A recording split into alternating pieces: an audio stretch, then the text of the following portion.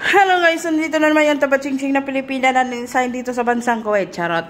So for today's video, may bago na naman tayong pag-uusapan ngayon.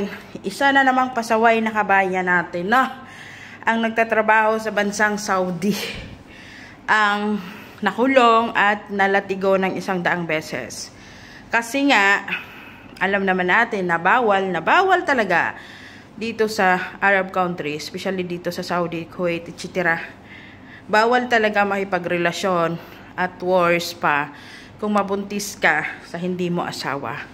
So itong si kabayan, nagka-jowa, najuntis, kasi nga nakipagbingbangan, ayan, resulta, najuntis.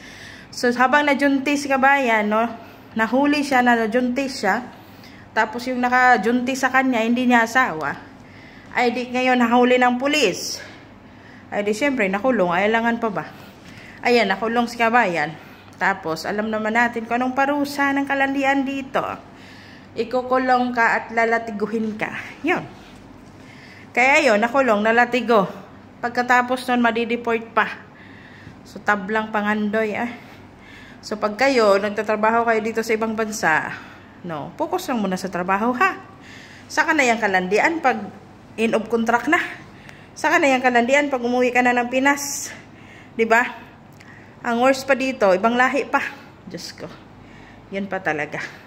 Lalo na ngayon, kainit-init ang panahon. Amoy pakpak ang mga yan. Charot. Di ba? Ibang lahi pa talaga yung nakabuntis. Yung mga kadalasan dito, yung mga ibang lahi na yan. Magaling lang yan magsalita. Ha? Kung tayo nga, kapwa natin Pinoy, niloloko pa tayo ng harap-harapan. No? Kahit kapitbahay natin, nai-scam pa tayo sa pag-ibig. What more pa yung ibang lahi? Ay, Diyos nako, nakakaloka. Ayan, pinakakuan siguro si kabayan na I will marry you. Because you are the one. Ayan, pinangakuan siguro si kabayan ng pag-ibig na walang hanggan. Ang ending, yung napuntis, iniwan si kabayan. Nawala si lalaki. Ang ending ngayon, si kabayan lang yung nahuli. Si lalaki hindi. Hay nako.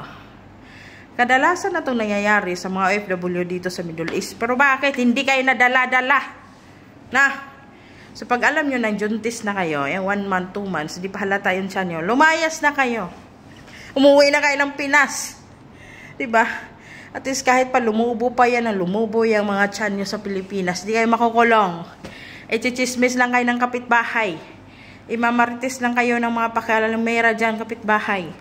Pero dito, sa ibang bansa, pag dito ka na juntis, hindi ka i-chismis. So, hulihin ka dyan.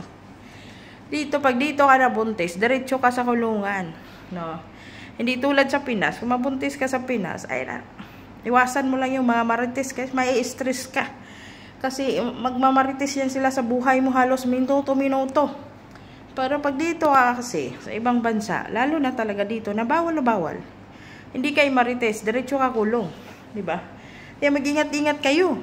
Kaya kung magka-boyfriend man kayo na ibang lahi yan, maghanap na kayo ng online store na may pills. Uminom na kayo ng pills.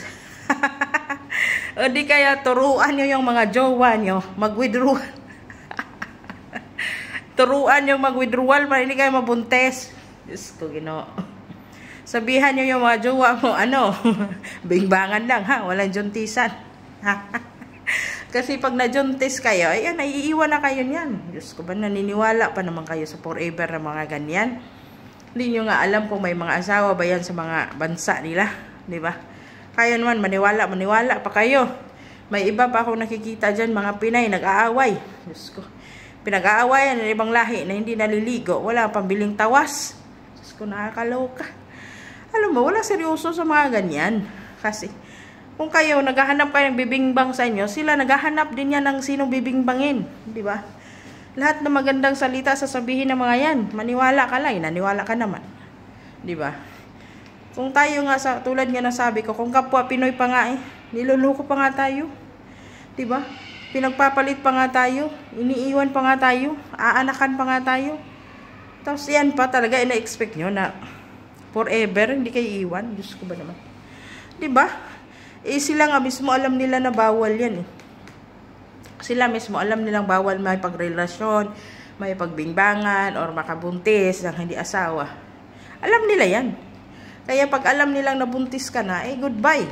Diba? Kaya kayo dyan, mga Pinay kayo dyan, hindi ko naman nila lahat. Tiisin nyo yung, kung gusto nyo magpabingbang dahil tigang na tigang kayo, tiisin nyo. Tapusin nyo yung kontrata nyo, umuwi kayo. Diba?